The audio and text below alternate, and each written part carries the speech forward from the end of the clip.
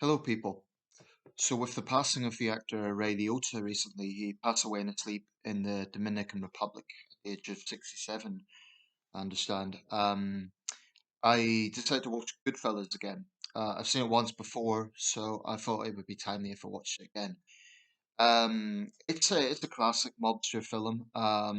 It made Liotta's career, and I think it might have been shortlisted for Best Picture for 1990. I think Dances of Wolves won that year, but it got quite a lot of acclaim. But I thought an interesting subject for this video would be the question, to look at the question of whether or not mob films, mafia films, gangster films, um, I think all those names for the genre perhaps apply if they basically glorify crime. I mean, it's an interesting question. No, just as a disclaimer, I should say I've seen a few mob films. I have a huge DVD collection, and of that, I've got about perhaps around 10. It's a gangster films, mostly American, but I've also got Legend and The Craze, which of course is around the notorious London Twins. But I've got Goodfellas, I've got Road to Perdition, I've got Gangster Squad. I've got Once Upon a Time in America. I've got LA Confidential. I've got just fitting off the top of my head here. Um, I have got the one where Johnny Depp plays John Dillinger, the name of which I temporarily forget. But I've got a few. I've seen my share of mob movies.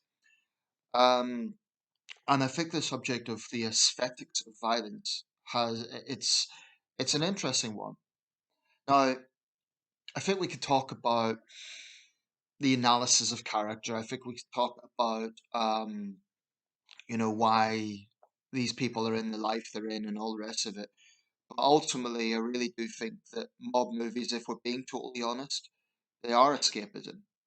I mean, it's a popular genre, and people have this strange, almost perverse sense of they like to watch violence when it's happening to others behind the comfort of the TV screen or cinema screen. But if it was to happen on the street, people would be shocked. So, is there a little bit of hypocrisy? And I'm including myself in the audience here in going through these sort of films when ultimately it is escapism, and it's the particular storylines may be fictional in most cases, but they're referring to real world.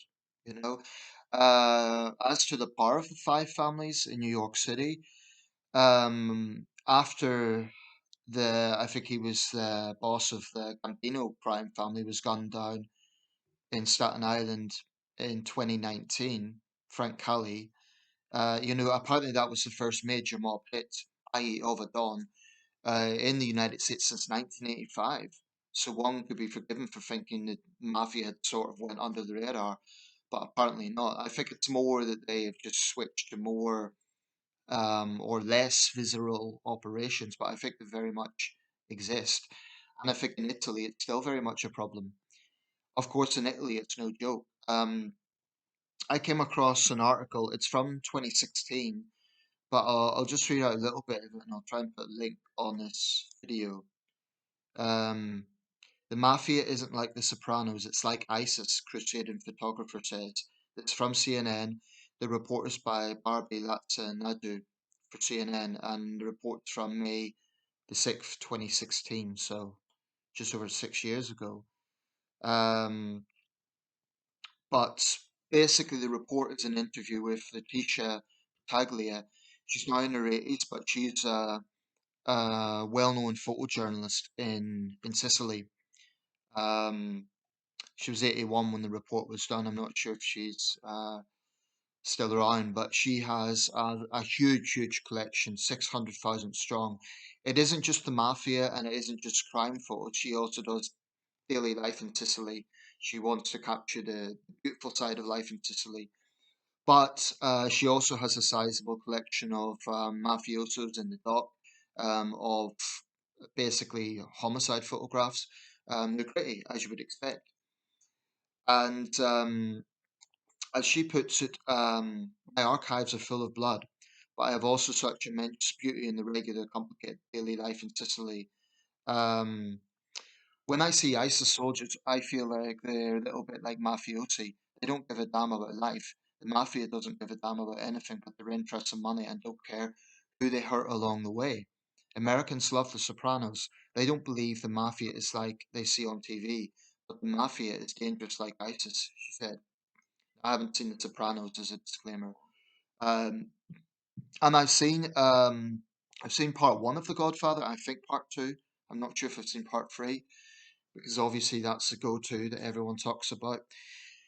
Um, but I think it would be a bit lazy to say that mob films just glorify violence. I think it's a bit of both because I think it would be dishonest of directors to say that they're not creating escapism. And frankly, with that is entertainment. So I think it would be dishonest to say it's a study in violence. No, it is escapism. It is. And a big part of that is an interest, a public interest, in the aesthetics of violence. I mean, if people watch a mob movie and there wasn't at least one gritty scene, they would say they're disappointed. That's the reality of it. Um, Goodfellas has its share of gritty scenes. Basically, if you don't know the premise, it's the true story of Henry Hill. Now, I think the opening line is in the film is, "Ever since I was a kid, I wanted to be a gangster," and it's basically about his rise through the ranks from the 1960s to the 1980s. He eventually ends up turning informant.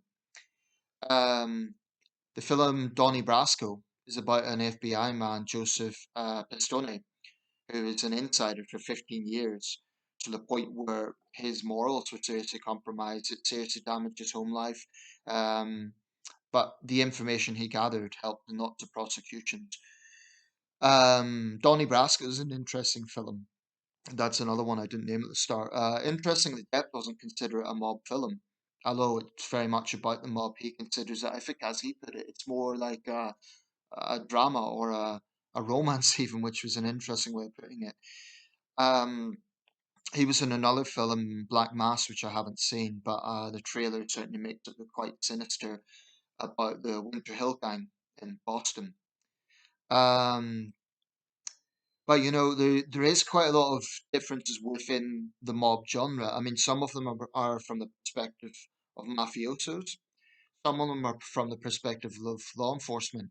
I would say, for example, the Untouchables and Gangster Squad are more from the perspective of law enforcement, although they certainly touch on the mafia side of it. LA Confidential is from the perspective of law enforcement, but very much about police corruption in the LAPD in the 1940s. I personally find it a pretty complex film. I've watched that a few times, and there's a lot of ins and outs with LA Confidential. So just a heads up, if you watch it, it's quite an in-depth film in that sense. Um, Goodfellas isn't particularly complicated. It's basically about how he rises through the ranks, and by the 80s, he's high on cocaine, and he ends up basically his one of the sort of leading um mafiosos, for want of a better term, played by Joe Pesci, who's got a particularly volatile temper. After his death, basically the character Henry Hill realizes he's been sent to Florida and his number's up, so he decides to turn informant. Um, so how does the film end? Well, if you've seen it, disclaimer here, if you have seen it, you'll know that basically he ends up um, living an ordinary life. He's got an assumed identity, but he sort of begrudges that. He says he misses the gangster lifestyle, despite the violence, despite the risks. Um, it's hard not to say that Goodfellas doesn't glamorize it a bit, because it's about the appeal and the attraction that the main character saw in that life. Um, Other films, I would say Road to Perdition definitely doesn't. That's definitely much more along the drama side of things, and actually, there's a lot less violence in that, as I recall. It's basically about a young boy who witnesses his father committing a mob hit, and it's one of the very few films which shows Tom Hanks in a sort of morally compromising role. Hanks usually plays his kind of all-American father figures. Road to Perdition's one film where he's a borderline villain, but not entirely. That's a very unusual role for Tom Hanks. Um, some films, obviously, depending on the budget, are cheaply made. I've got Bonnie and Clyde Justified, and you can imagine where that goes. But all in all, I think that I don't have a problem with depicting the mafia on screen, and I don't think it would be realistic to just show every film as a documentary style, like this is the real world of the mafia. It's gritty, it's dark, and that's it. That's not realistic, and very few filmmakers are going to do that because it simply wouldn't get tickets sold. It would be people would find that more, I think, more. I mean, for someone who, like me, is interested in journalism and documentaries and current affairs, I'd probably find that interesting. But a lot of people would want the escapism as well, and sometimes I do. Um, so for me, I don't have a problem with the effects of violence as long as the final message. This is what I look at. What's the final message? And do these films really show that that lifestyle is a glamorous one, or do they show that the end result is always the same, which is that if you don't end up in a body bag, you'll end up either as an informant or constantly looking over your shoulder. And yes, there's power, there's money, there's women, but ultimately, I don't look at these films to think, oh, I want to be a gangster. I think it actually would be quite a hellish life because even with all the money and the power, you're constantly looking over your back. There's those internal politics. I would say this though. There's a scene in Donnie Brasco.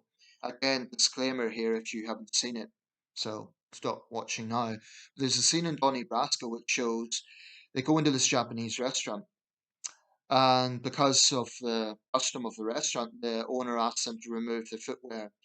Now, Donnie Brasco is wearing a listening device because he is an FBI agent. So he knows he can't remove this because that will give the game up. They'll see the device. So he basically has to make the scene where he refuses to take it off, and he gets quite hostile and says, "Well, I'm an orphan because we fought the Japs in the war," as he puts it. And he basically makes a scene, and because of the whole sense of loyalty, initially they tell him to stop being awkward and basically take it off when in Rome. But they end up, and it's kind of an uncomfortable scene where they basically bring the owner into the bathroom and they beat the hell out of the guy. They don't kill him, but they basically leave him for dead. It's an uncomfortable scene, and I think it's an interesting scene because it dismantles this myth that mobsters only target one another. I think there is a bit of a romantic notion that the mob are kind of Robin Hood criminals in that, well, they only hurt other mobsters. That really isn't true. Yeah, most of their victims are probably other mobsters, but A Bronx Tale, that's another one which I think that's one of the best. I think it's very underrated actually, because I think the reason A Bronx Tale is so powerful, if you haven't seen that one, it's about a young man who I forget the actor. Ironically, he ended up on the wrong side of the law in real life. He ended up shooting a police officer and serving serious time for it. And he himself acknowledged that it was ironic that he was in that film. But stars Robert De Niro and Chas Palminteri. And if you haven't seen it, it's about this young man who's growing up in the 1960s in the Bronx. And he has two father figures. His real father, Robert De Niro, he's just an ordinary man, a bus driver, and Chas Palminteri, who's a mobster now. Palminteri apparently wrote the screenplay based on something he had actually witnessed as a youth, which was a mobster being shot in front of him, and it shows how young men in the neighborhood idolize this lifestyle. Um, and it shows how he's sort of torn between the two father figures, and he ends up gravitating more to the mobster side of things. And there's other components of the film. There's a racial component because it's about the racial tensions between Italian Americans and African Americans. He dates a black girl. There's a whole scene around that. It's a good movie. I think it's very underrated. But what I would say is powerful about that film is it does actually show the punitive side of the mob life because it shows that for young men this is glamorous. But there's an interesting scene where Charles Palminteri says, "This is my life, it's not yours. don't choose this life, go to school. It's interesting. There's some, I think, very good bits in the movie, very tense scenes. For example, there's a scene where there's a group of bikers come into a bar and they basically throw the weight around. They throw liquor all over the bar owner. And Chaz Palminteri's character, he initially asked them who they were and, what are you here for? And they say, oh, we just want to drink, we just want to drink. And after this scene, he basically locks the door and comes to them and says, no, you can't leave. And you can feel the tension rising. And then, of course, the mob comes in and beats the hell out of them, throws them out, and the locals beat the hell out of them. And it's a very violent, gripping scene. But I think A Bronx Tale is particularly good at showing the punitive life that is in there because it shows that ultimately you just end up getting hurt, even if you have the power. Even successful mobsters, I'm talking successful in terms of power, if they don't end up in prison, they end up totally paranoid without friends. I think there's very, very, very few mobsters who end up genuinely happy, um, even if they do have the money. It's because even Al Capone, even when you get to the top of the top, usually it's a bad ending. But I do think that that myth has to be dismantled. This idea that they're not above hurting innocent people because they will. And the interesting thing about A Bronx Tale, there's a scene where Chas Palmintera, although he's given the young man this disclaimer, don't choose this life, he basically threatens the father for obviously being concerned. The father at one point goes, you know, I'll never cross you, I'll never rat, this term that they love to use. But leave my son alone, basically. Understandably, as a father, he doesn't want to see his teenage son being dragged into this lifestyle because they use the young man for errands and so on. Um, and it shows how, there are some people who will go to the mafia because they want the lifestyle, but there are others that they're sucked into that, because they're bribed for protection and all the rest of it. In Italy, many of the victims have been civilians, if you like, or innocent people outside of the mob. Judges, the number of judges who've been assassinated, prosecutors. Um, I have enormous respect for anyone who has the courage to stand up to the mob. Thomas Dewey, Republican politician, but he made his name. He was the nominee in the 1940, uh, actually, excuse me, 44, I believe it was, or 48 presidential election. The press had famously got it wrong and said he won. Harry Truman actually won. But Dewey actually made his name as a prosecutor in New York City, tackling the mob. Um, Rudy Giuliani did, for that matter. And Giuliani was tired of, if the biopic with James Woods is to be believed, he was tired of Italian Americans being associated with the mob. I mean, put it this way, of the five families, they're each estimated to have a few hundred active members. New York City has over 8 million people within the five boroughs, and a good portion of that's going to be Italian Americans. So the vast majority of Italian Americans have nothing to do with the mob. And I imagine that a lot of them don't like the connotations. Um, so I think there are those components to consider. I certainly wouldn't say, I don't think it's as simple as mob films glorify crime. I think some of them are borderline in romanticizing it, definitely. But I wouldn't say it's as simple as they glorify crime because most of them do show that it is ultimately, take away all the fancy suits, all the money, all the power. Ultimately, it's a dark, dark world. It's not a romantic world, ultimately, because even successful mobsters end up looking over the back. Um, I'm a conservative on crime. I believe these guys need to be brought down. I don't think they're Robin Hoods. I think they're ultimately glorified criminals. I mean, even in the UK crime genre, people still glorify the Greys. They're not heroes; they're criminals ultimately. Um, but they just happen to become folk figures in London, rightly or wrongly. That's just the way it transpired. I just think it's important to remember. I remember I was getting a haircut, and the young guy cutting my hair must have been about 16.